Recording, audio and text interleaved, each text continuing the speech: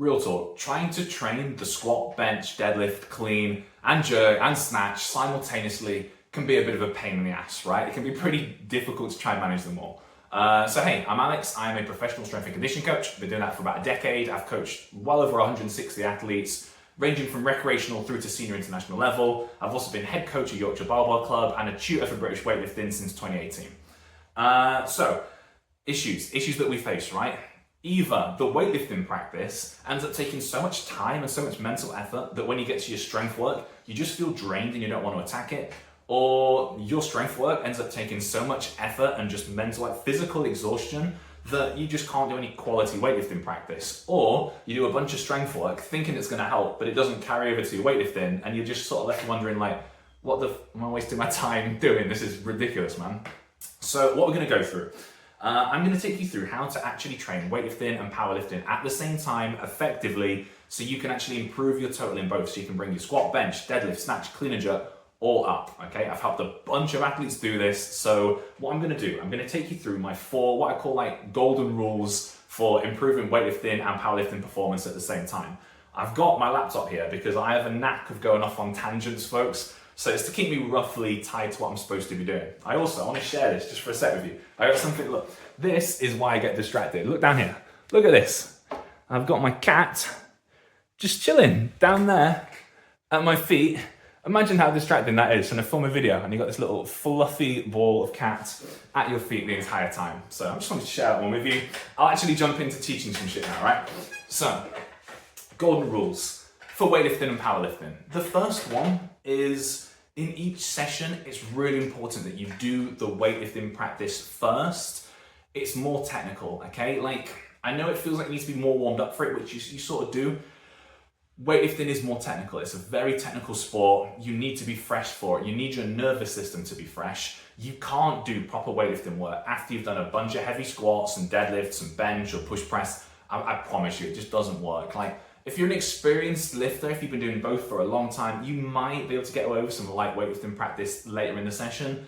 But honestly, like if you want quality weightlifting practice, you've got to do it first. So that is the first rule. That's rule number 1. Rule number 2, this is the really big one I see, and that is that you need to approach weightlifting and powerlifting with a very different mindset, okay? Your weightlifting movements, your snatch and clean and jerk, stop thinking about them as gym movements. It sounds a bit weird, it sounds a different perspective, but like, hear me out on this. Think of them more as gymnastics movements. Think of them like learning a handstand or a backflip or, you know, some kind of cartwheel or aerial. Think of them more like that and you will make way more progress. Like, what I mean by that is stop thinking so rigidly with your weightlifting in terms of sets and reps and percentages, and start thinking way more in terms of how can I train to master this movement pattern so that my body moves as fluidly and as naturally as possible. If you make your focus that, your lifts will go up significantly more than if you make your focus sets and reps and this exact number. I promise you, I've been doing this for so long now. I promise you, focus on doing it well. And guys, you are the absolute worst for this. Girls, like most women tend to train weightlifting far smarter than most guys. I'm just saying it, guys. I think it's our egos a little bit. We just want to shove weight on a bar and fling it above our heads. But it works to a point, and then you're going to hit a plateau and it's going to suck real bad because you're going to get stuck there. And then you're going to have to drop the ball back down to relearn your technique and sort out all the crap that you should have done right the first time. So start thinking about weightlifting more like gymnastics. Plan your sessions more like, okay, weightlifting, 20 minutes. I'm going to do 20 minutes of a variation of snatch, and I'm going to let the weight fall where it may. The weight could be 50% today, it could be 70 or 80%. Hey, it could be 90% if I'm moving really smoothly. But my goal is just to move nicely, to create good quality movements during that time frame, and to get as many good quality loaded reps as possible. Start thinking about weightlifting like that, you'll get way better performance. Third golden rule, okay? Within the week, I would say, like, okay, so if you're let's divide up a session. Let's just divide up a session, right? I would do 1 or 2 weightlifting variations and then 1 or 2 strength variations max per session. I see a bunch of people trying to do way too much per session. It just distracts the focus, okay? So 1 or 2 weightlifting variations, then 1 or 2 strength variations. That might be, okay, you go in, you do some light hang snatches, and then you do some clean and jerks from the floor. That might be 3 to 5 sets of each of those, and then your strength work might be some squats followed by some push press, right? 3 to 5 sets of those, maybe 3 to 5 reps at that kind of 1 to 3 reps in reserve kind of range for your strength work. That's it, that's your session, okay? You're talking 4 movements total. If your session is like 17 movements long, you've got 7 or 8 movements, it's too much going on. I would much rather you simplify and come in and do 2 movements than I would you do 5 or 6 and just do them all kind of crap, right? So if you just want to come in and just do 20, 30 minutes of snatch and then just do 20, 30 minutes of back squat and just actually rest properly between your sets, attack them with real focus and real intensity, I would not just hazard a guess, I've got data to back this up, you will make way better performance progress doing that than you would trying to do 6 things and rushing through them and feeling like you've got a million things to do, okay? So specificity and simplicity works best when it comes to your weightlifting and powerlifting programming. So that's rule number 3, right?